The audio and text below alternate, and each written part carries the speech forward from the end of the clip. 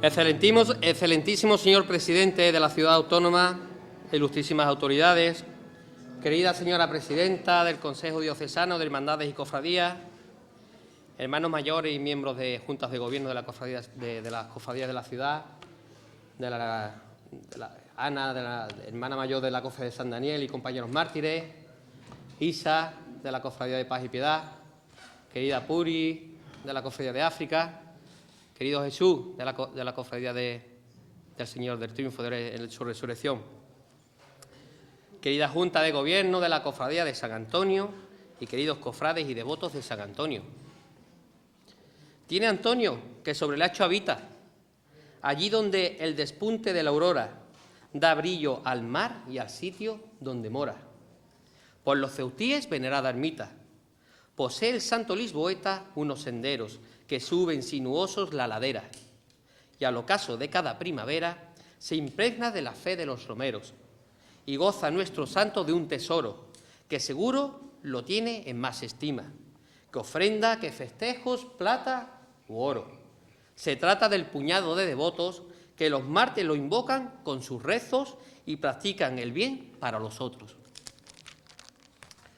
Este soneto, titulado Los tesoros de San Antonio, escrito por nuestro pregonero, al que saludo, Rafael Merino, a petición de su esposa, nuestra hermana Beatriz, fue el culpable de que en una de nuestras frecuentes convivencias, precisamente el 11 de noviembre de 2017, en un almuerzo de hermandad, tras entronizar una pequeña talla de San Antonio en la capilla de la casa familiar de Nuestra Señora de los Ángeles de los hermanos franciscanos de Cruz Blanca, Rafael aceptara la propuesta de pregonar a este fraile gentil y cercano, sencillo y afable.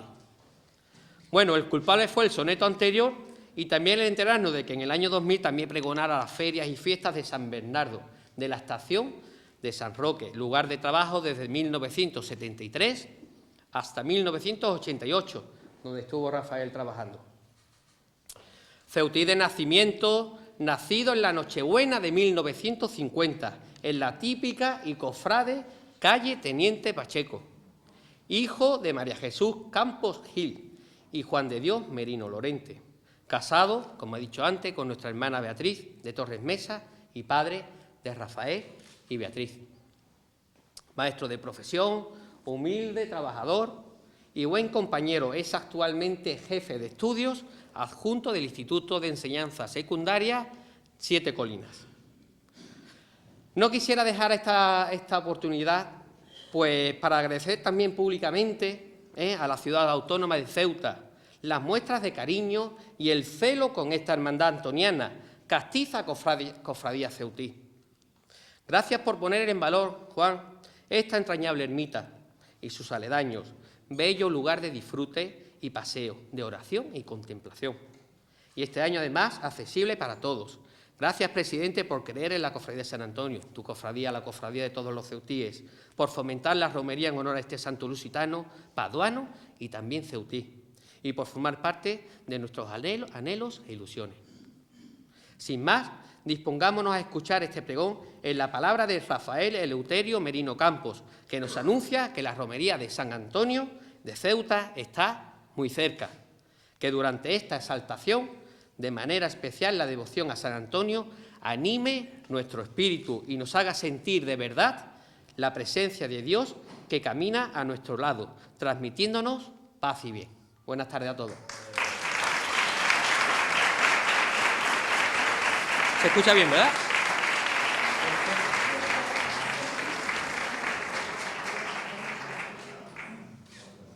Buenas tardes.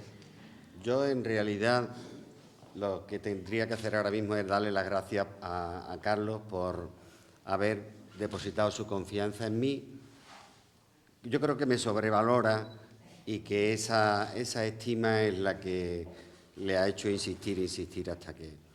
Pero bueno, también, como nobleza obliga, me veo en la obligación de intentar hacerlo lo mejor posible y, a pesar de que yo le he dicho a él muchas veces que yo no era la persona adecuada y él que sí, hoy sí le voy a pedir a quien procede que le dé la razón, aunque sea hoy nada más a él, porque así ganamos todos. gana él, gano yo y, por supuesto, ustedes que no se aburren demasiado. Pero como hablar de nosotros también puede ser un poco presuntuoso, vamos a pasar rápidamente a hablar de quien tenemos que hablar, de Antonio de Padua, o de Lisboa, o del Monte Acho. Sin perjuicio del valor histórico de la imagen taumatúrgica de San Antonio, pero dada la importancia del conocimiento de la misión eclesial del santo y de su misión social, por supuesto, pues hemos preferido centrarnos en esto último porque es lo menos conocido en la actualidad por parte de la ciudadanía, pero sí afecta más que ninguna otra cosa al concepto del santo de todo, que se tiene de forma popular. Lázaro Iriarte, capuchino y franciscano, fallecido en 1997, gran escritor, decía que en Adís Abeba, unos años antes, porque este hombre falleció de una embolia cerebral en 10 días, y hasta ese momento en que le dio estuvo perfectamente activo. Pues en Adís Abeba pudo observar un martes una iglesia llena de cristianos católicos, de cristianos coptos y de musulmanes. A los musulmanes se les avisó de que la comunión estaba reservada a los cristianos, pero asistieron a la celebración con la misma ilusión que los demás. A los pocos días, en Eritrea, en Asmara, se produce una situación similar. En Albania, país de mayoría musulmana, como todos sabemos, una vieja iglesia dedicada a San Antonio, que había sido destruida por el anterior régimen, ha sido reconstruida y hoy es un lugar de peregrinación. ¿No es acaso el santo de todos? Estamos ante un hombre excepcional, pero su excepcionalidad no es solo en lo que haya aportado a la humanidad, que no es cosa baladí, ¿no?, sino que tiene una serie de valores que son los valores de un hombre del siglo XIII, pero que tienen la misma solvencia del siglo XXI. O es un adelantado a su tiempo, o nosotros nos estamos quedando atrás. El hecho es que son valores, yo creo que perennes, ¿no?, y que a veces los vamos olvidando. Y sí, sería bueno que los recordáramos de vez en cuando. Fernando Martín, hijo de Martín de Alfonso y de María Tabeira, una familia acomodada de Lisboa, nace en el barrio de Alfama, en la misma calle que la catedral, y asiste desde pequeño a la escuela catedralicia, porque un tío suyo era lo que entonces se llamaba maestrescuela. Era un alumno aventajado y estudioso y recibió una excelente formación cultural y teológica, pero ya desde pequeño destacaba por sus inquietudes religiosas. En 1210 se traslada al monasterio de canónicos de San Agustín, en San Vicente de Fora, en las afueras de Lisboa, y allí tiene muy buenos maestros también. El propio prior, Petrus Petri, famoso en aquella época. El futuro que se le presenta en aquellos momentos como laico es de lo más halagüeño que nos podemos imaginar. Pero su respuesta es aparentemente insólita, por supuesto muy justificada, ¿no? Pero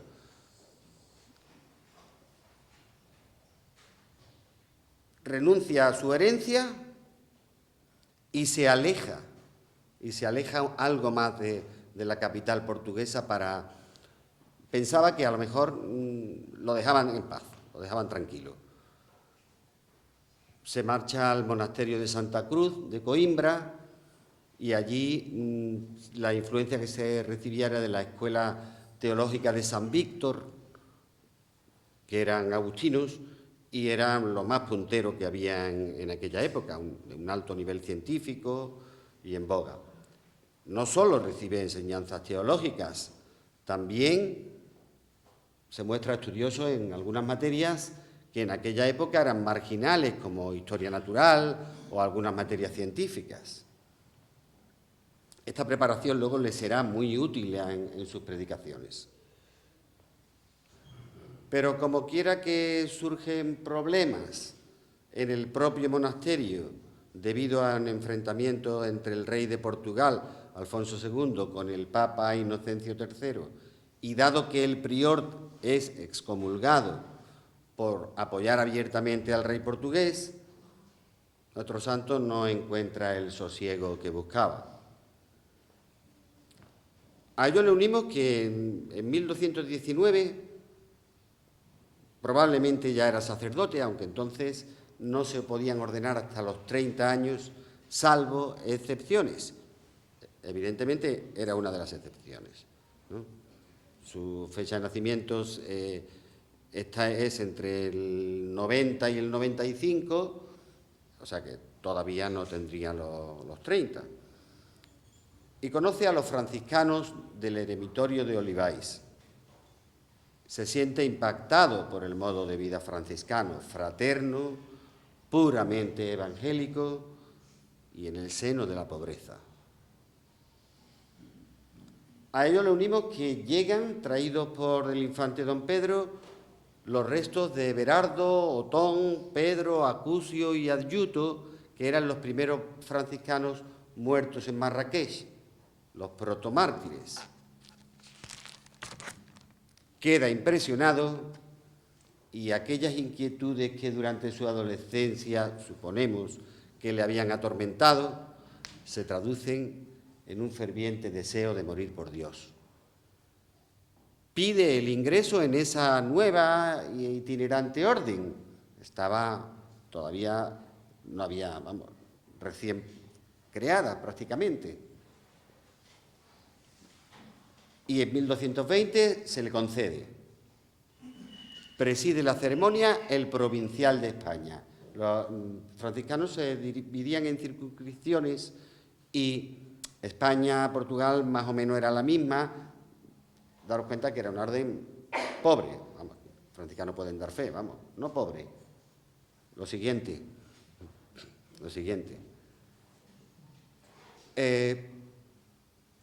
En otoño de ese año, el ingreso en la orden lo preside, nos quedamos con este nombre, Juan Parenti, que era el provincial de España. Embarca con Fray Felipe de Castilla en dirección a Marruecos. Casi con toda seguridad, bueno, nosotros hemos leído que sí, pasa por Ceuta. Entonces, almohade. Los almohades ya estaban en decadencia y no permitían la práctica de una confesión religiosa diferente a la mahometana, pero sí eran poco permisivos con quienes comerciaban. Y aquí había comerciantes cristianos, había una pequeña comunidad. Pero al poco tiempo de estar en Marruecos, enferma de malaria, mal aire, paludismo. Enfermedad infecciosa que le va a dejar secuelas para toda su vida. Por lo tanto, no puede alcanzar el deseo que tenía de ser mártir. Y en invierno vuelve a embarcar para llegar a España y de ahí cruzar a Portugal. Por Ceuta, Argelia, Túnez. Yo me inclino a pensar que por Ceuta también. Hay un inconveniente en esto, porque una tempestad de poniente lo lleva hasta Sicilia y tiene que desembarcar en Milaso, al noroeste de la isla. Es más fácil que el poniente lo llevara si cruzara desde Argelia o desde Túnez, pero también era muy complicado que una persona enferma de malaria llegara andando desde Marruecos hasta Túnez para embarcarse, para ir a retroceder otra vez a España y Portugal. Como los caballas sabemos muy bien lo que es el poniente y lo que es el levante, seguro que fue desde aquí y que la ponientá pues se lo llevó a Sicilia. Hemos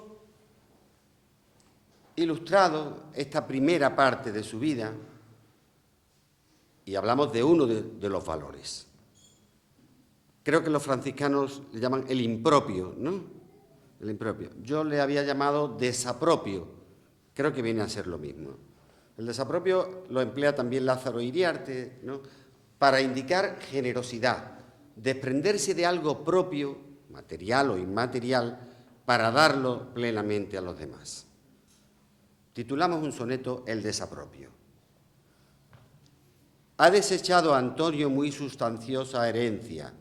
No le interesa nada la posición social, pues en su interior late un deseo martirial y, pese a estar formado en letras y en la ciencia, se une a misioneros que van a tierra hostil, benditos y letrados que con obras predican, franciscanos heroicos que el alma magnifican, despreciando peligros y sinsabores mil. Adquiere la malaria, cruel enfermedad. Se truncan los deseos de este fraile menor, que acata los designios en muestra de humildad. Ni herencia, ni cultura, ni martirio por Dios. Tal vez la providencia con una tempestad lo puso en el camino de la predicación.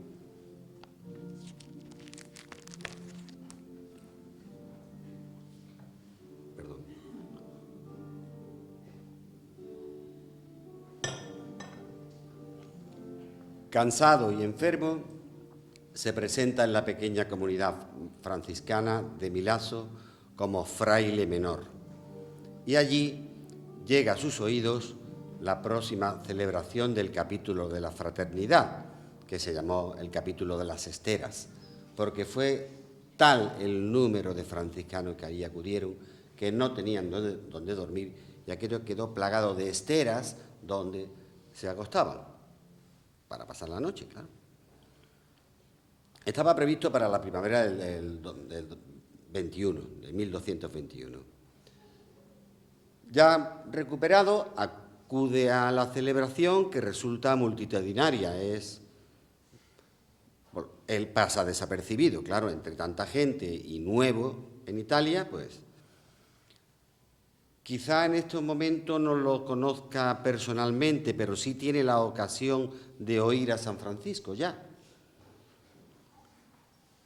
Es entonces cuando finaliza el capítulo y empiezan a agruparse por circunscripciones para regresar a sus lugares de origen, es entonces cuando este tímido portugués se ve solo, pero no se hace destacar. Causa lástima en el ministro provincial de la Romaña, que era otra circunscripción que abarcaba las actuales provincias italianas de Romaña, Liguria, Lombardía y Verona. Lo acoge y lo incorpora a su grupo. Entonces Antonio decide no regresar a Coimbra y se pone al servicio del provincial. Lo destinan al eremitorio de Monte Paolo y se comporta de forma humilde y fraterna, sin el menor asomo de notoriedad, lo que hace que nadie sospeche de la talla intelectual del santo.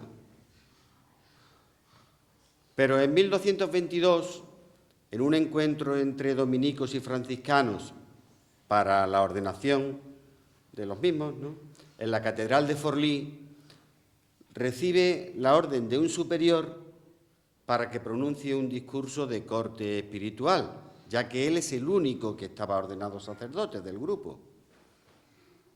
No tenía nada preparado, con lo que lo tiene que improvisar, pero resulta un éxito total. Se revela como un gran teólogo y recibe de sus superiores la autorización para predicar. Y empieza a hacerse famoso por sus discursos apasionados y, por supuesto, no exentos de riqueza cultural. Se le nombra oficialmente predicador y le adjudican el Ministerio del Norte de Italia. Un marrón, como se dice ahora, porque es un lugar difícil, ya que allí impera la presencia de numerosas comunidades de cátaros. Los cátaros, por si alguien no, eran una herejía derivada de los gnósticos, que creían en la dualidad de lo material y lo inmaterial, pero de tal suerte que pensaban que Dios solamente había creado la parte espiritual y toda la tierra y todo había sido creada en la época de los gnósticos por el demiurgo, puesto que ellos el demonio no lo conocían, pero ya en la época de los cátaros sí. Se llamaba también albigenses, por la que en la ciudad de Albi, en Francia, había una numerosa comunidad de este tipo. Bueno, pues es un problema. Mientras tanto, en 1223 San Francisco había impuesto en la orden un concepto. Dicen que los franciscanos son pobres, ¿qué va? No son pobres, si tienen un gran tesoro. Y San Francisco quería preservar ese gran tesoro franciscano, la fraternidad y la sencillez minorística. Entonces, recomienda que el trabajo manual no suplante estas cosas. También acoge candidatos letrados, pero con las reservas propias de que no vayan a sustituir a estos principios básicos. En 1224, mientras las sandalias de San Antonio llevan ya casi 2 años gastando el suelo del norte de Italia, no se gastaban las sandalias, se gastaba el suelo, pues entonces llega a oído del santo fundador el caso de este enigmático portugués y comprende que se llama, que ha entendido, un hombre docto, que ha entendido perfectamente el sentido de las normas de la orden. Es capaz, sin el más mínimo esfuerzo, de liberar, no anular, dar libertad a su ciencia, a la que llamaba divina letra, y se desapropia de ella. Antonio no esconde el saber, no lo utiliza como un capital al que sacarle rendimiento. Al revés, lo descapitaliza, lo pregona y de nuevo se desapropia. San Francisco le llama a mi obispo y le escribe expresando su satisfacción para que enseñe teología a los hermanos. Lo hace en Bolonia, en Montpellier, en Francia, donde se formaban franciscanos y dominicos, y en Tolosa, donde había una importante presencia albigense.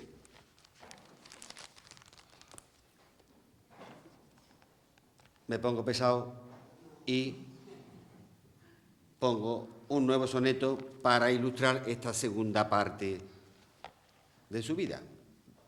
Le titulamos Un nuevo desapropio. Enfermo ese portugués a mi lazo ha llegado, tal que un fraile menor presenta credenciales, discreción y mesura, que en él son naturales. La Italia no lo sabe, pero un sabio ha ganado. Fraternidad emana y fácil convivencia. Se integra entre los suyos, mas sin notoriedad. Siervo de sus hermanos, actúa con humildad. Permanecen ocultos su cultura y sapiencia. Pero órdenes recibe en Forlí, catedral, de pronunciar discurso que ha de improvisar. Y el docto, obediente, tiene éxito total. No volverá a Coimbra el lusitano sobrio, que humilde se sostiene sin bienes desear, que libera su ciencia. Un nuevo desapropio.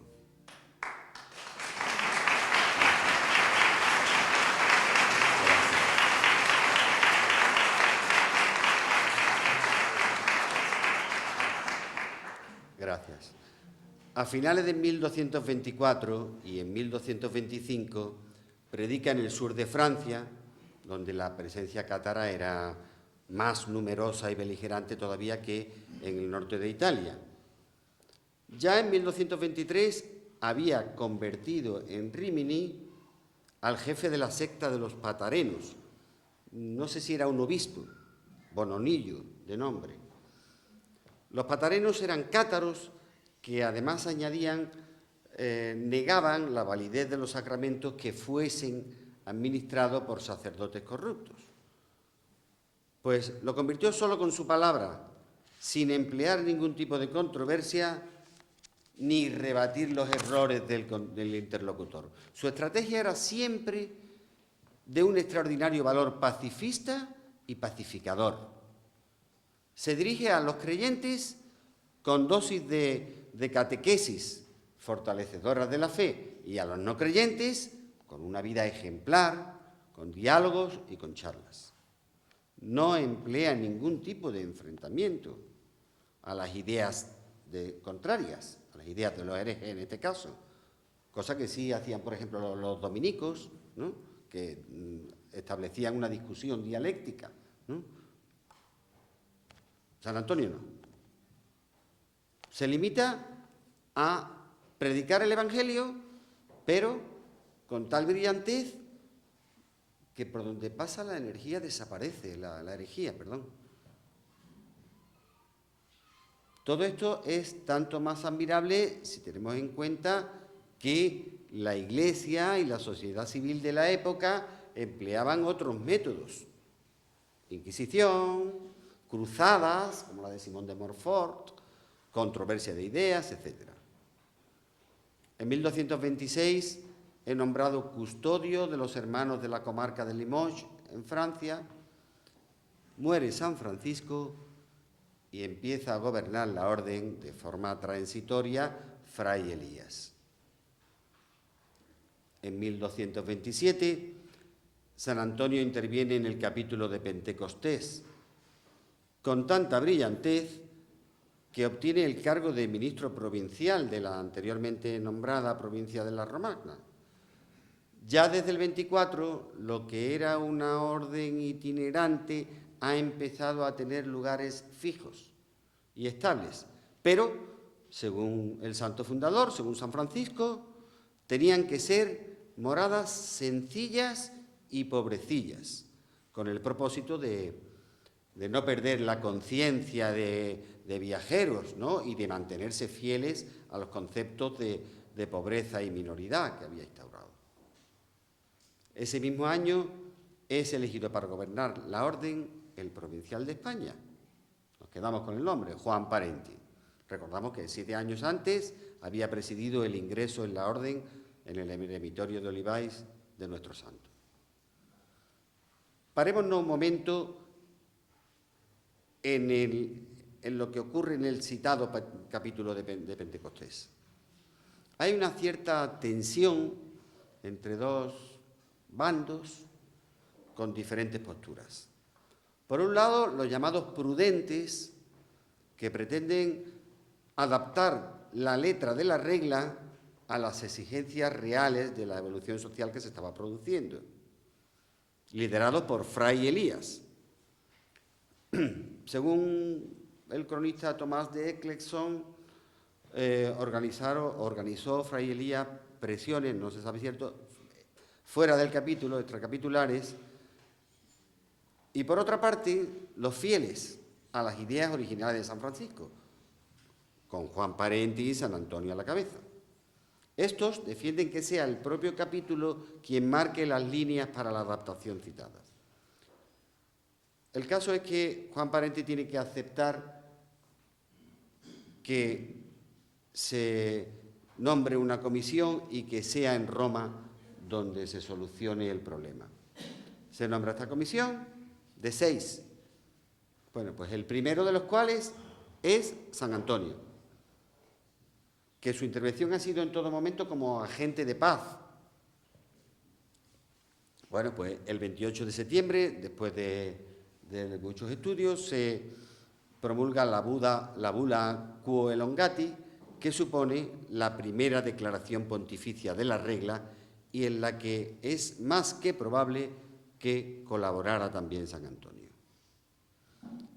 Hay que hacer constar que el creciente auge de la herejía albigense, los cátaros, supone tanto en la Iglesia como en la sociedad civil un motivo de sobresalto, de preocupación. En la Iglesia, por razones obvias, y en la sociedad civil, por las prácticas sociales y económicas de los cátaros, actitudes gremiales. El catarismo es llamado también herejía de los tejedores, en alusión al gremio donde más éxito tuvieron sus ideas. La Iglesia oficial combate la herejía con métodos como la Inquisición o, en el caso de los frailes dominicos, con empleo dialéctico de argumentos con que rebatir los principios heréticos. La sociedad civil, a veces en connivencia con sectores de la Iglesia, mediante cruzadas organizadas, entre las que destacó la de Simón de Montfort. Pues bien, San Antonio, como buen agente de paz, no emplea ninguno de estos métodos. Todo ello a pesar de que Gregorio IX lo llamó Malleus Hereticorum, martillo de los herejes, papa que también tenía un excelente concepto de San Antonio, también le llamó Arca del Testamento.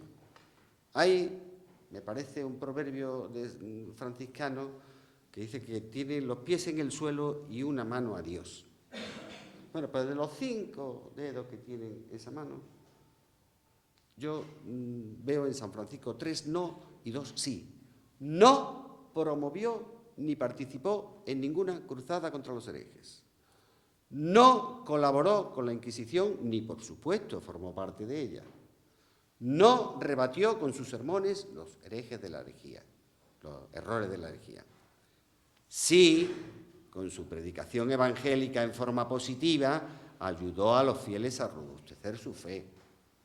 Y sí, con el testimonio de su vida y el aval que significa el compromiso que tenía con la verdad y la justicia, o sea, con su comportamiento ejemplar, ayudó a muchos herejes en su conversión. Pero no habla. De hecho, en las campañas de Francia, en la primera leyenda, en la Asidua, la Vita Prima, no habla para nada de los herejes. Para San Francisco los herejes, para San Francisco también, pero sobre todo para San Antonio, no, parece como si no hubieran existido. Sin embargo, los anulaba muchas veces, ¿no? Cuando se describe la predicación de Cuaresma en Padua, no aparecen tampoco, no se menciona como grupo social denunciado, en sus sermones no aparecen para nada. En realidad, lo que denuncia no son los errores, sino la conducta contraria a la fe que se profesa. Esa es la denuncia de San Antonio. Vuelvo a ilustrar esta otra parte de su vida con otro pequeño poema que se llama Malleus Hereticorum, o Martillo de los herejes. No participa en cruzadas, pues no quiere violencia, ni emplea la controversia frente a ideas enfrentadas. Lleva una vida ejemplar, y eso su palabra avala. Son el diálogo y charlas sus armas para luchar. Y combate la herejía sin al hereje hacer daño. Es su hermano y tal apaño es su metodología. Lo llamó Gregorio IX de los herejes martillo, mas convenció a Bonolillo empleando suave tono. Es por eso que prefiero un martillo pacifista, el primero de la lista, el santo del mundo entero.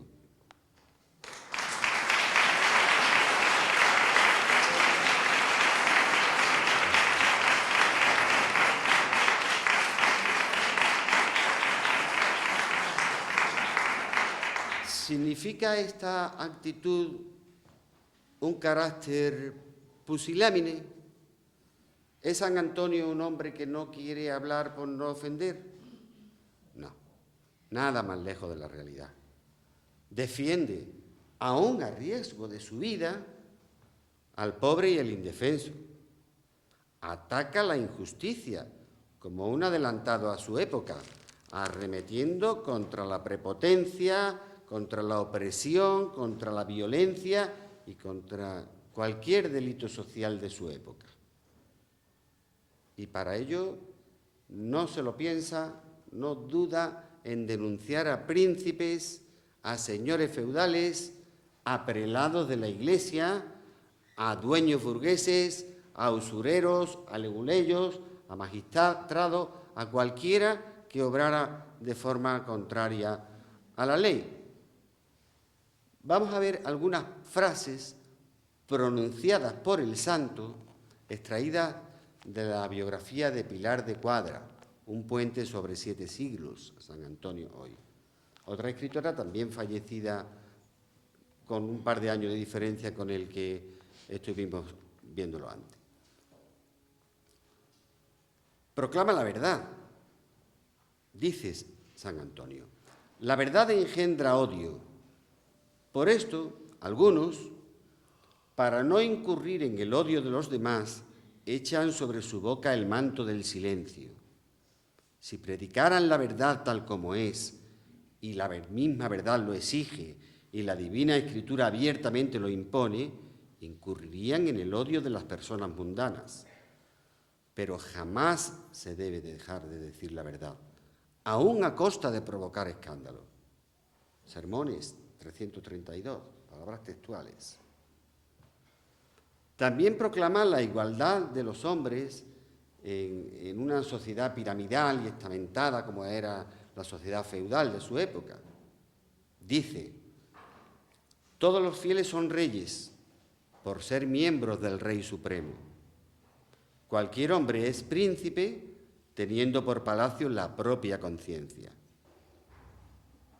Rechaza a los nobles que despojan, según con palabras textuales también, despojan a los pobres de sus bienes insignificantes y necesarios a título de que son sus vasallos. También rechaza a aquellos prelados y grandes del mundo que, después de haber hecho esperar a los necesitados a la puerta de sus palacios, implorando una limosna, una vez que ellos se han saciado opíparamente, les hacen distribuir algunos residuos de su mesa y el agua de fregar.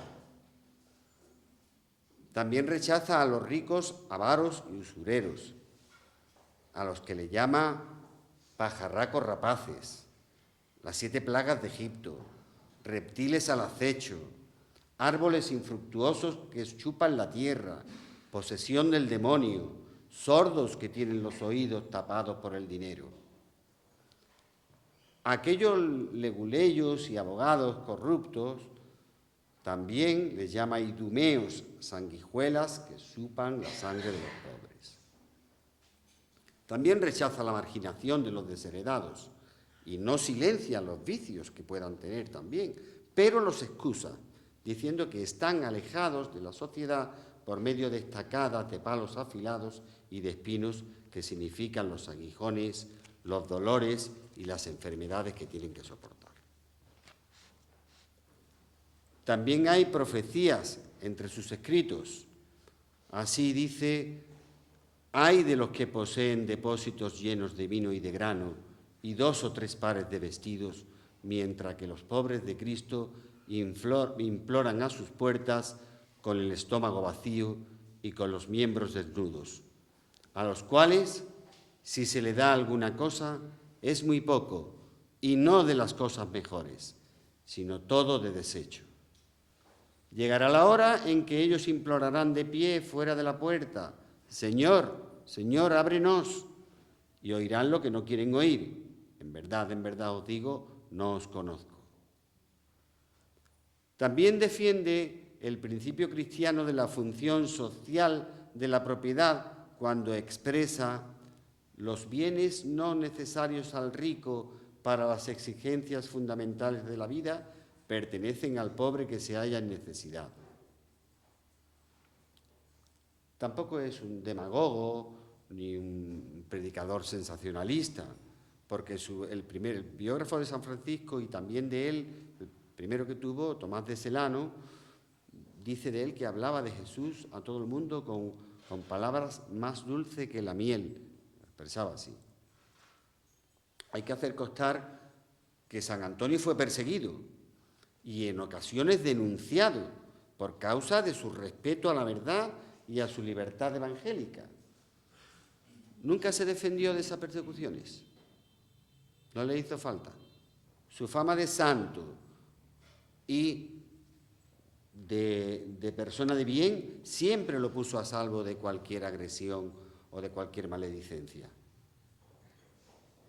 Y es verdad que sus sermones fueron herramienta de predicación, pero sus sermones fueron, la mayoría, bueno, por no decir todos, escritos después de haber sido pronunciados, ya dirigidos a gente culta. Primero los pronunciaba y luego se iba a Campo San Piero, donde le habían dejado unas tierrecitas, un converso, un condottiero. Los condottieros eran mercenarios que en la Italia medieval luchaban a cambio de poderes y de riquezas y a favor del mejor postor. Podían cambiar de dirección. Si la oferta era muy suculenta, con el contrario, pues se cambiaban de bando. No tenían problema. A veces incluso en el transcurso de la misma batalla. Para eso tenían unos ejércitos preparados. Bueno, pues su amigo Tiso, que es el que le dejó las tierras de Campo San Piero, había sido un condottiero también bastante turbulento. No tuvo éxito, sin embargo, con Eselino de Romano, otro condottiero sanguinario que había alcanzado el título de duque. Después de provocar una masacre, Antonio fue a pedirle la liberación de nobles paduanos que mantenía prisionero este hombre, Eselino de Romano, y que le rindiera cuenta de los actos. Y está escrito que textualmente se dirigió a él personalmente y mirándole a la cara le dijo: «Oh enemigo de Dios, tirano despiadado, perro rabioso, ¿hasta cuándo seguirás derramando sangre inocente de cristianos? Escucha bien, pende sobre tu cabeza la sentencia del Señor, terrible y durísima». Y Eselino lo dejó marchar. Paró a sus guardias y lo dejó marchar. Y se justificó con los guardias diciendo: «He visto emanar del rostro de este padre una especie de fulgor divino que me ha aterrado hasta tal punto que sentí precipitarme en el infierno». Unos meses después de la muerte de San Antonio, accedió a esa liberación. Ilustramos esta parte también con otro pequeño poema. Titulamos La verdad. Si la verdad se oculta o se silencia, aunque tus labios no digan engaño, por omisión se producen los daños, quedando lesionada tu conciencia. Te obliga la verdad a rechazar a quien al desvalido vitupera y a sus hermanos la limosna niega, pudiendo sus desdichas remediar. Antonio a la verdad rinde tributo y la predica a todos por igual. Sus labios no se sellan ni un minuto, ni ante el humilde ni ante el general. Agrias palabras para los corruptos, dulce sosiego para los demás.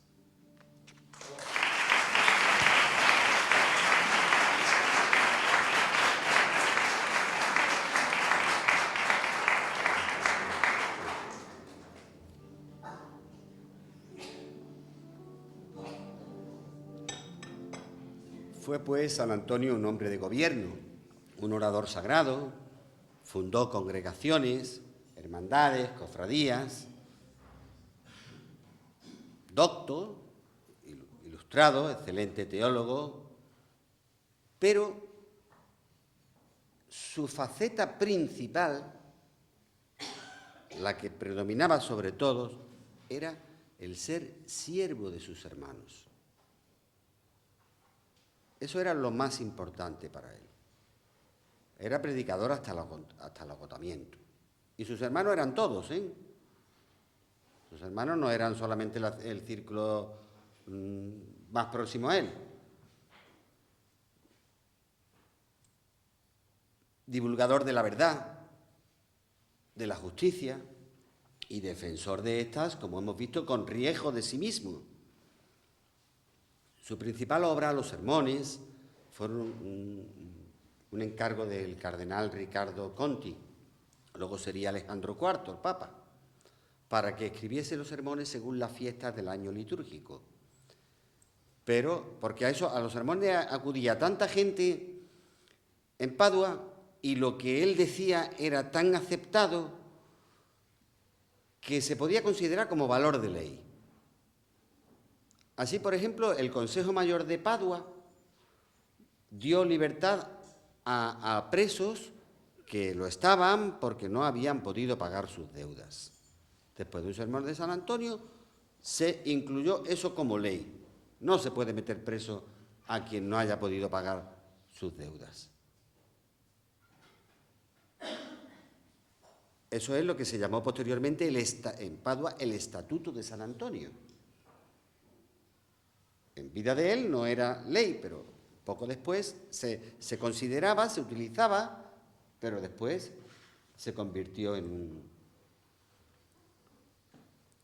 Por otra parte, el podestá Esteban Badoer, los dirigentes también le pedían consejo, y el podestá Esteban Badoer le pidió que visitase en Verona a Celino de Romano, con los resultados que hemos visto anteriormente.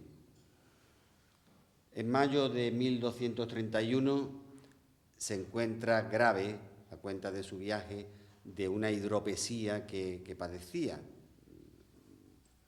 hinchazón de casi todo el cuerpo, y se recluye en Campo San Piero para terminar los sermones de primavera. Pero tampoco encuentra sosiego.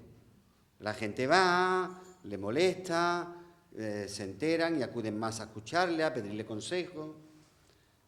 El 13 de junio le da un colapso y, sintiéndose morir, pide que lo lleven a Padua.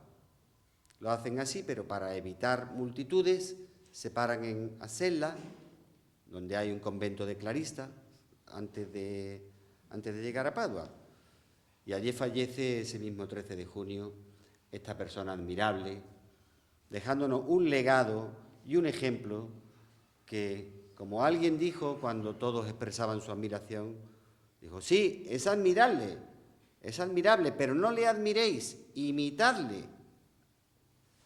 Yo, para finalizar, aparte de dar las gracias por la paciencia, quisiera romper una lanza en pro de todas aquellas personas, instituciones, asociaciones, etcétera, que, sin dejar de lado la profunda admiración por su legado y vida, no se han limitado con la expresión de admiración citada, sino que siguen su ejemplo imitándolo. Las hay. Yo aquí veo. Hoy, y que me perdone quien no, pero he seleccionado dos colectivos que en la sombra, como la sencillez minorística impone, lo imitan trabajando en beneficio de los más necesitados. Y no distinguen por sexo, etnia o profesión de fe, y dedican cada día y cada momento de su existencia a ello. Son aquellos hombres que actúan allí donde haya gente vulnerable que precise especial atención, se encuentren en el riesgo de exclusión o se trate de enfermos incurables. Donde el hambre castigue en forma dura o la droga requiera prevención, aportan su trabajo con tesón y con amor destierran la amargura. A aquel a quien la vida ha maltratado poniendo en su camino falsas pistas que por oscuras sendas le han guiado, seguidores de Antonio le dan luz. Son los que llevan vida minorista. Hermano franciscano, Blanca Cruz.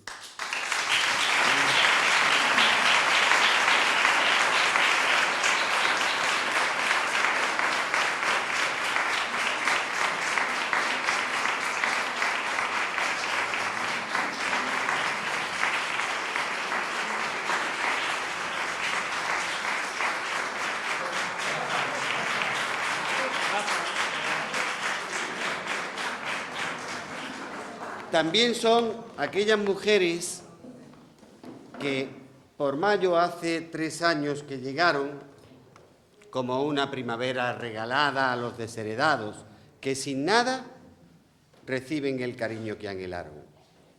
Para ellas no existen las fronteras. En todo el mundo hay necesitados que precisan de múltiples cuidados. ¿Lo encontrarán aquí por vez primera? Acuden prestas para remediar los estragos que causa la pobreza y a tristes corazones alegrar, como al jardín pleno de florecitas del que limpiamos todas sus malezas. Son ellas, de Jesús, las hermanitas.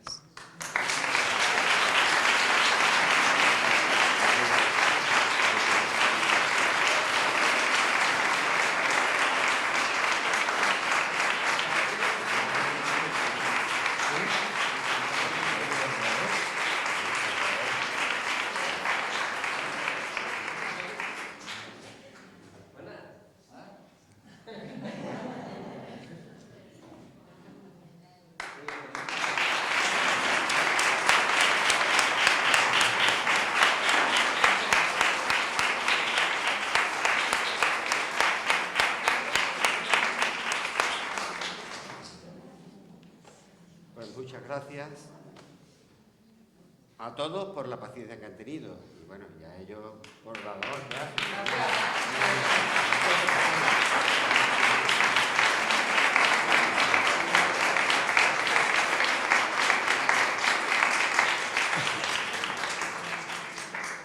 Yo esto la verdad no me lo esperaba. Solamente decir una cosa. San Antonio se fijó en algo muy importante.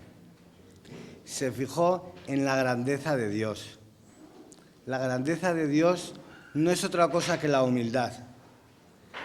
Nosotros aquí, en este sitio que estamos, si nos asomamos por esa puerta, miramos a ese mirador y vemos ese estrecho tan maravilloso, la ciudad de Ceuta, no podemos decir otra cosa que Señor, qué grande eres. Señor, qué maravilla, eres el Creador. Y sin embargo, el Creador se hizo niño, que está ahí con San Antonio. El Creador sufrió por nosotros.